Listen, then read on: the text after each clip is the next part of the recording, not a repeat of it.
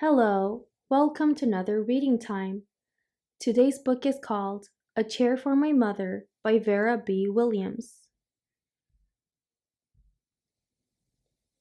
My mother works as a waitress in the Blue Tile Diner. After school, sometimes I go to meet her there. Then her boss, Josephine, gives me a job too. I wash the salts and peppers and fill the ketchups. One time, I peeled all the onions for the onion soup. When I finish, Josephine says, "Good work, honey," and pays me. And every time I put half of my money into the jar. It takes a long time to fill a jar this big. Every day when my mother comes home from work, I take down the jar. My mama empties all her change from tips out of her purse for me to count. Then we push all of the coins into the jar. Sometimes my mama is laughing when she comes home from work. Sometimes she's so tired she falls asleep while I count the money out into piles. Some days she has lots of tips.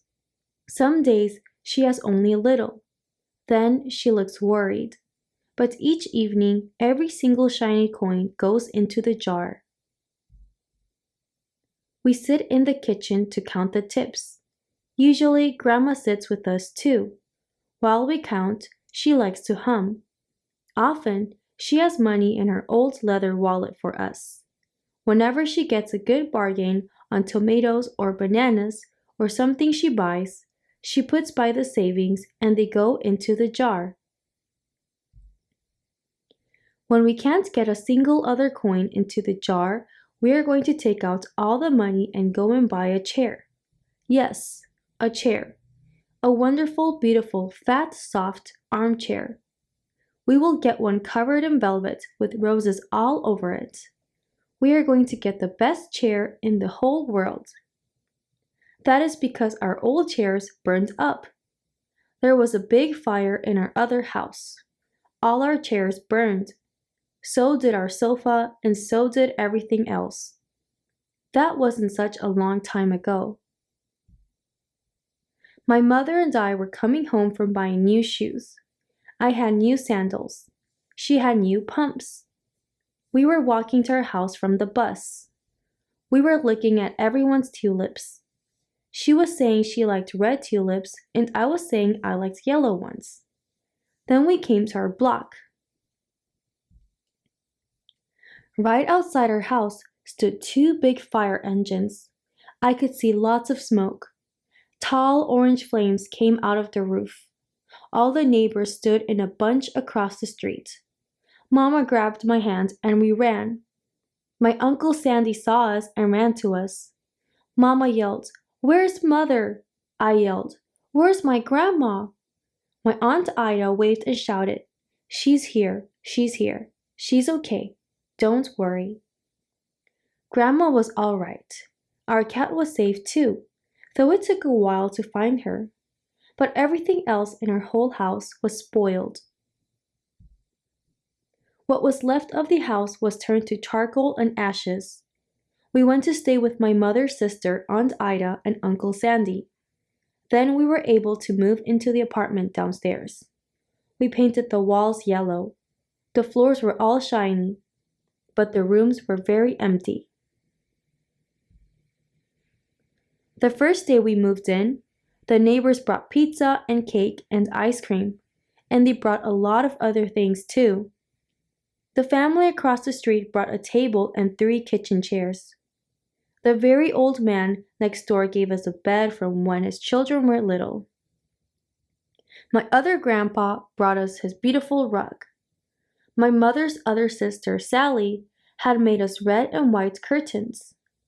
Mama's boss, Josephine, brought pots and pans, silverware and dishes. My cousin brought me her own stuffed bear. Everyone clapped when my grandma made a speech.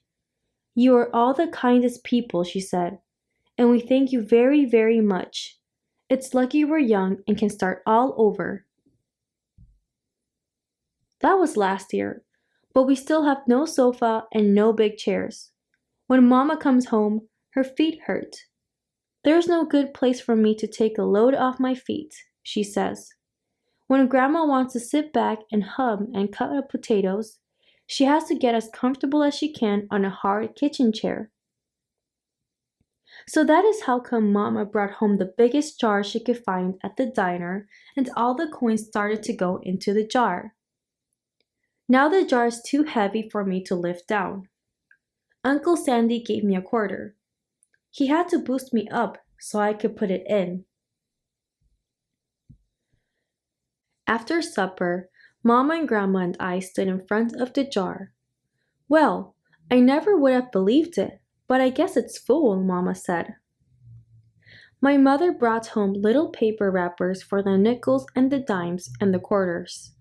I counted them all out and wrapped them all up. On my Mother's Day off, we took all the coins to the bank. The bank exchanged them for $10 bills. Then we took the bus downtown to shop for our chair. We shopped through 4 furniture stores. We tried out big chairs and smaller ones, high chairs and low chairs, soft chairs and harder ones. Grandma said she felt like Goldilocks in the 3 Bears, trying out all the chairs. Finally, we found the chair we were all dreaming of, and the money in the jar was enough to pay for it. We called Aunt Ida and Uncle Sandy. They came right down in their pickup truck to drive the chair home for us. They knew we couldn't wait for it to be delivered. I tried out our chair in the back of the truck. Mama wouldn't let me sit there while we drove, but they let me sit in it while they carried it up to the door. We set the chair right beside the window with the red and white curtains. Grandma, Mama, and I all sat in it while Aunt Ida took our picture. Now Grandma sits in it and talks with people going by in the daytime. Mama sits down and watches the news on TV when she comes home from her job. After supper, I sit with her and she can reach right up and turn out the light if I fall asleep in her lap. The end. Wow, you did a great job. Thank you for reading with me. Until next time, goodbye.